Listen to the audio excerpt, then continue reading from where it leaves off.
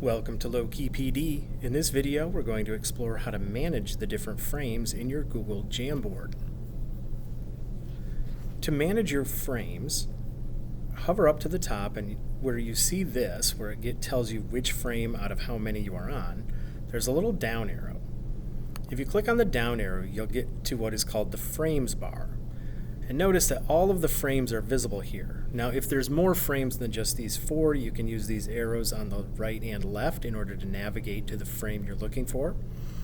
But from this menu, there's a number of different things I can do.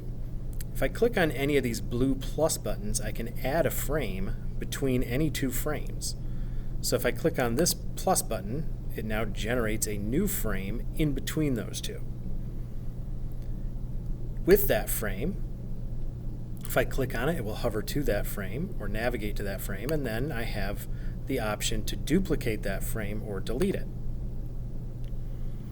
So I can manage my frames by adding frames or duplicating frames or deleting them.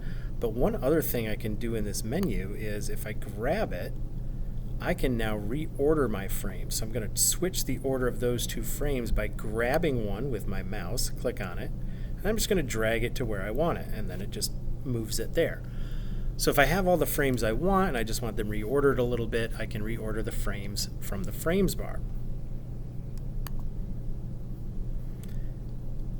These little buttons on the left and right will add a new frame if I'm at the end of my frames, or it will just navigate to the next frame if there is one either before or after it.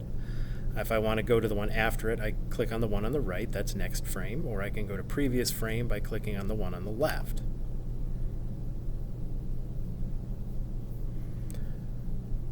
So Jamboards can have multiple frames, and if you want to navigate or manage where the frames are, whether or not you want to keep them, duplicate them, or whatever, you can manage your frames from the frames bar at the very top.